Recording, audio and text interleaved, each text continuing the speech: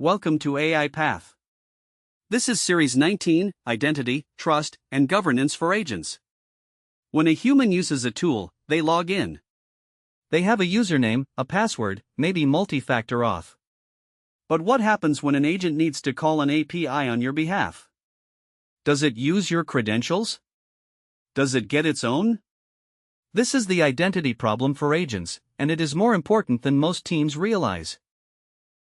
Let's start with what identity even means for an agent.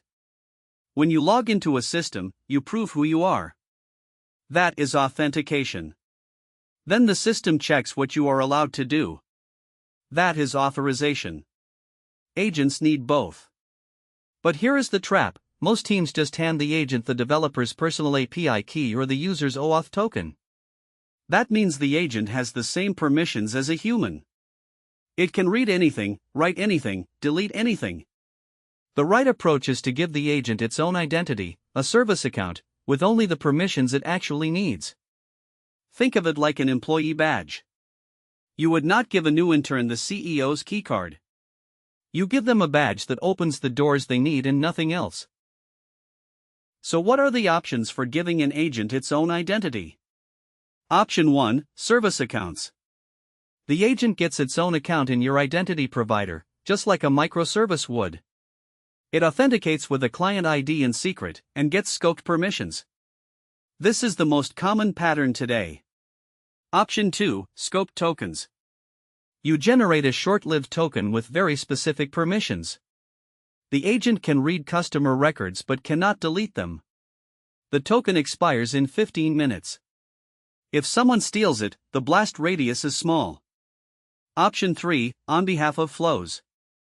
The agent acts on behalf of a user, but with a reduced set of permissions. The user's identity is still in the chain, so you get full audit trails, but the agent cannot do everything the user can. This is the OAuth 2 on behalf of grant, and it is purpose-built for delegation. Now let's talk about the principle of least privilege for agents. This is not a new idea, but it matters more with agents because they make decisions autonomously.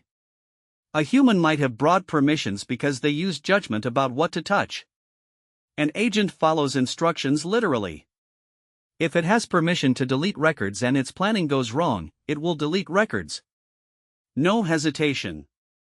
So here is the pattern. Start with 0 permissions. Add only what the agent's task requires. Use time-bounded tokens, not permanent keys. Rotate credentials frequently. And log everything, every API call, every token request, every scope granted. If you are using OAuth, define custom scopes for agent actions. Instead of a broad read-write scope, create agent:"read customer and agent:"update status. Granular scopes are your best defense against agents doing things they should not. Let's recap. Agents need their own identities, not yours. Service accounts, scope tokens, and on behalf of flows are your 3 main patterns. Always apply least privilege. Start with 0 and add only what the task needs.